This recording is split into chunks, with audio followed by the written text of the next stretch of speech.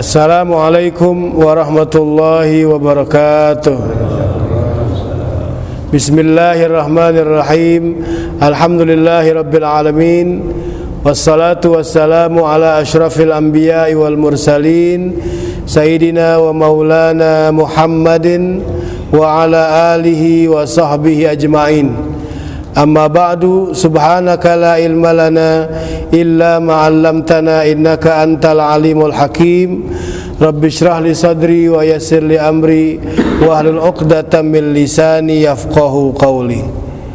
Kaum muslimin yang mudah-mudahan kita semua dirahmati dan dimuliakan oleh Allah Subhanahu wa taala.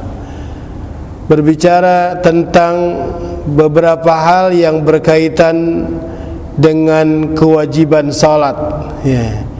Kita ingin membaca satu ayat yang ada dalam surah At-Taubah, ya. Di ayat yang ke-54, ya. Dalam surah At-Taubah, ya.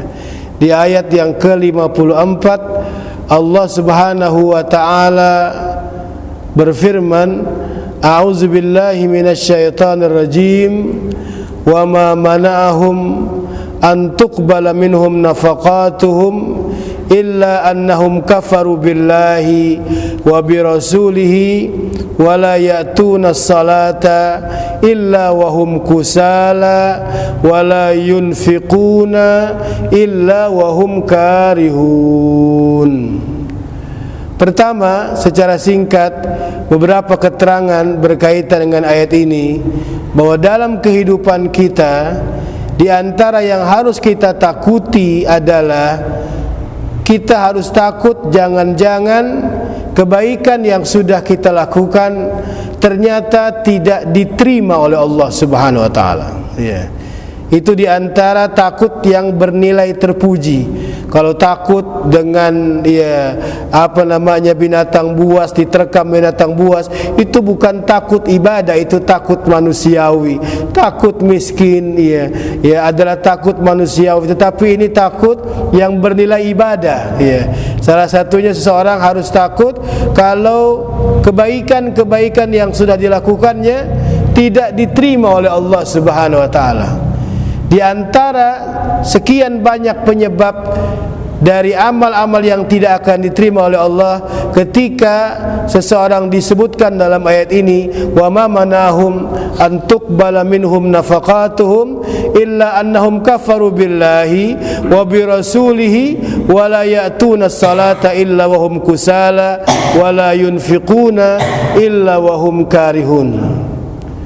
Seorang yang malas melakukan salat, seorang yang ingkar, tidak mau percaya dengan aturan-aturan Allah dan Rasulnya, seorang yang ketika berinfak bukan karena ikhlas semata-mata mengharap pahala dari Allah.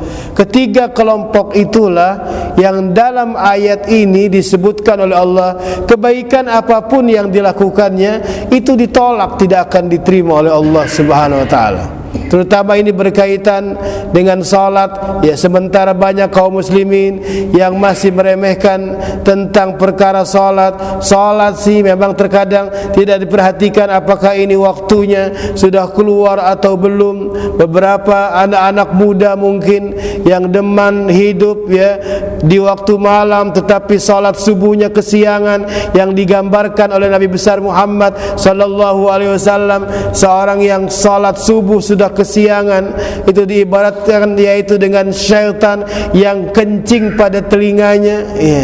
Ini sebenarnya harus kita takuti, karena sementara orang hanya giat melakukan kebaikan-kebaikan kepada orang lain, tapi tidak mau memperhatikan hubungannya dengan Allah yang berkaitan dengan salat 5 waktu terutama.